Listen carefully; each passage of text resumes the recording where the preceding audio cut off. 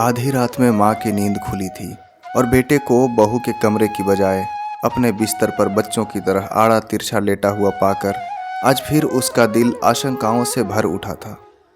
बेटे के सर के नीचे एक तकिया लगाकर उसके माथे को सहलाते हुए वो धीरे से बुदबुदाई, अब तू कुछ परेशान सा रहता है। नहीं माँ। शायद माँ के स्पर्श से बेटे की कच्ची नींद भी खुल गई थी और वो करवट लेकर माँ के करीब आ गया था।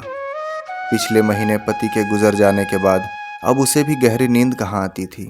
रातें तो यूं ही आंखें मूंद कर हल्की झपकियों में ही कट जाती थी। ऊपर से बेटे की ये बेचैनी। आजकल जाने कब तू मेरे बिस्तर पर आकर सो जाता है। बहू से नाराज है क्या? नहीं माँ। किसी अबोध की तरह माँ से लिपटने की कोशिश करता इस सवाल को भी वो टाल गया। माँ ने वही बिस्तर से सटे मेज पर रखे तांबे के लोटे से एक घूंट पानी पीकर लोटा वापस मेज पर रख दिया और बिस्तर पर लेटने की बजाय एक तकिए का सहारा लेकर दीवार से अपनी पीठ टिकाकर बैठ गई। फिर क्या बात है बेटा? कुछ भी नहीं माँ। माँ की गोद को छोटे बच्चों की तरह बाहों में भरने की कोशिश करता वो उसके हर सवाल को खारिज कर गया। बेटा बता ना, तेरी बेचैनी देख मेरा दिल घबराता है। उसने बेटे का सर अपनी गोद में रख लिया था।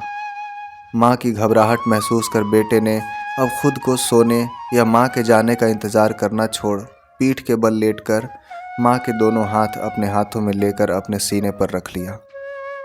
माँ, आपको याद है जब मैं बड़ा हो रहा था पापा ने मेरा कमरा अलग कर दिया था। अपने लिए अलग कमरे की जिद भी तो तूने ही की थी। माँ ने उसे याद दिलाया।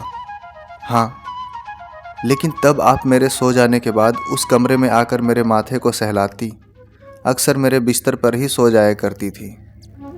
और सुबह मुझे अपने बिस्तर पर पाकर तू अक्सर मुझसे एक सवाल पूछा करता था, याद है? सोई गहरी रात में माँ बेटे भूली बिसरी बातें याद कर रहे थे। हाँ, याद है। अच्छा, तो बता क्या पूछता था? सुबह की कहीं कितनी ही बातों को शाम तक भूल जाने वाले बेटे को बरसों पुरानी बात कहाँ याद होगी, ये सोचकर माँ मुस्कुराई।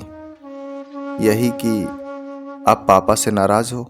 बेटे की अद्भुत याददाश्त क्षमता से रूबरू होती माँ का निस्तेज होता चेहरा अचानक एक अद्भुत मुस्कान के साथ कमरे की मदीम रोशनी में भी जगमगा उठा।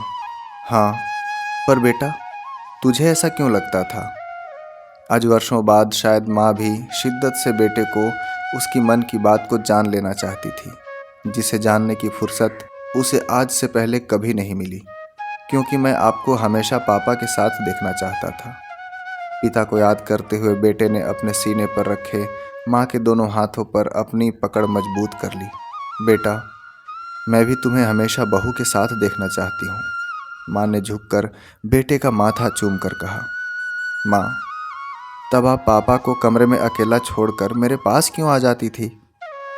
बरसों बाद बेटा भी अपने मन की जिज्ञासा माँ के सामने रखकर कहा। बेटा, डर लगता था कि अकेले कमरे में तू कहीं डर न जाए। अब जब पापा नहीं रहे मुझे भी डर लगता है। क्यों बेटा? माँ अपने बेटे का डर जानने को अधीर हो उठी। कहीं आप अपने अकेलेपन से न डर जाओ, इसलिए मैं इसके आगे वो कुछ नहीं कह पाया। माँ बेटा एक दूसरे से लिपट गए और सारे शब्द आंसुओं में बह गए।